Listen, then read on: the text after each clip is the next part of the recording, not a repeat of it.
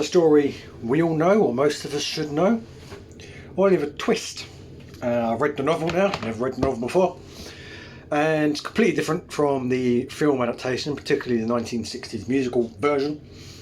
And it's Dickens. We all know Dickens. He's unarguably a master in what he did. He's arguably a titan in the literary world. Oliver Twist follows the story of Oliver, who is a young orphan boy, born to work in a workhouse, and he eventually gets passed on to work in a undertaker's office.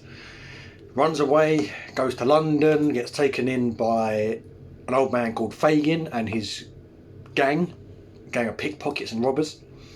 Falls in with some very unsavoury people. Eventually gets taken in by some wealthy people who take pity on him, and that's the story. That is essentially the background of the story of Oliver Twist, and the story is very much focused on his background. So Oliver himself is quite passive in this novel. He doesn't do much. Things happen to him as opposed to happening dynamically because of him. And for me, Oliver Twist, the character Oliver Twist, is Dickens' characterisation of the innocence of children. Dickens being a famous social critic, a man who was quite famous for standing up for the little people, for the poor people and the paupers. Oliver Twist is Dickens saying to us, you know, every child is born innocent. And a lot of the characters in Oliver Twist, in fact most of the characters in Oliver Twist, aren't as pure and as wholehearted as Oliver. Oliver is so innocent, so pure. He wants to help everybody, love everybody, and a lot of the other characters, particularly the criminals, he falls in with London, and the middle class section of society, the bureaucrats and the beadles and the priests and such that pass him around whenever he's in some institution or whether in a workhouse or something. They're all quite selfish, quite greedy, quite narcissistic, horrible people, for want of a better description.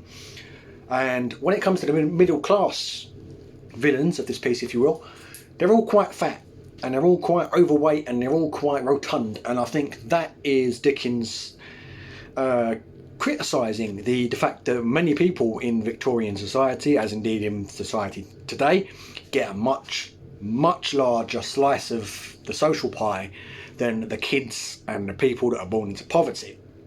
So that is quite literally a visual representation of social inequality in the Victorian era.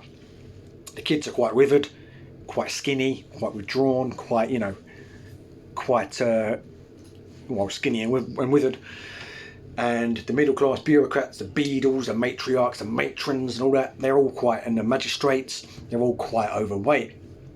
And the middle class, or the rich people that help Oliver in our story, are quite average build, skinny. So again, it's Dickens using body size and weight to cast people as they are, and cast people as per their not only their standing in society, but the fatter they are, the more grotesque they are, the worse a reflection it is on their character as well.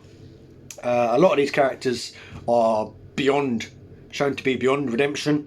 Bill Sykes, for instance. I'll try not to spoil as little as I can here, but probably the most heinous act of Bill Sykes' life takes place in the novel. He shows very, very few redeeming traits.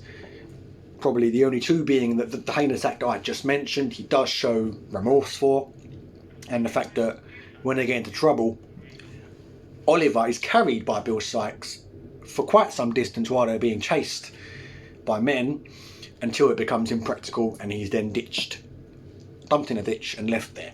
So Bill Sykes does have some redeeming qualities, not as many as Fagin does. Fagin seems to be quite a horrible character, quite nasty, he takes advantage of people, but he also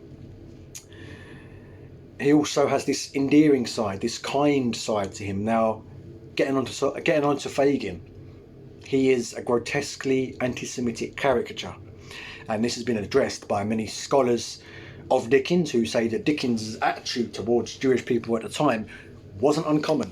for people living in the Victorian era.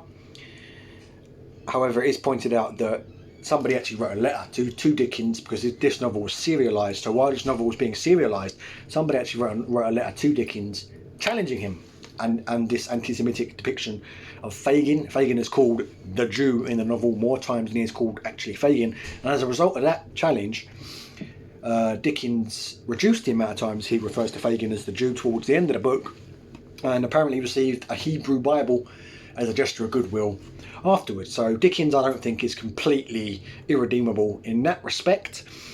He clearly has displayed a willingness to change his attitudes towards Jewish people and change his understanding of the Jewish culture and the Jewish faith. So I don't think that is a reason to completely cancel this book. It's just a reason to be aware of the prejudices and discrimination that was taking place, as it has taken place throughout history, towards Jewish people at the time this book was written. I mean, literally, Fagin is quite grotesque. He rubs his hands a lot. He's depicted to have a big nose. He's compared to a devil a number of times and certain animals. So it's pretty unsavoury to read that, but we have to take into account the context of the period and the fact that Dickens was challenged on this, and he did make efforts to redeem his writing of this character. But Fagin is depicted as having very little in the way of actual redemption. At the end of the book, again, I won't spoil anything, by the end of the book he doesn't seem to have redeemed himself very much. In fact, he's pretty pathetic, quivering, a wreck. And Bill Sykes, yeah, I'll let you read it if you haven't read it, but Bill Sykes, there's no redemption there at all. The Artful Dodger is depicted as being sort of born for a life of crime, and he shows no remorse towards the end. And it's definitely a very, very powerful critique of Victorian society and the Victorian era. Definitely recommend you give it a read, guys. That was Oliver Twist by Charles Dickens. Out of 100, I'd give it a 90%.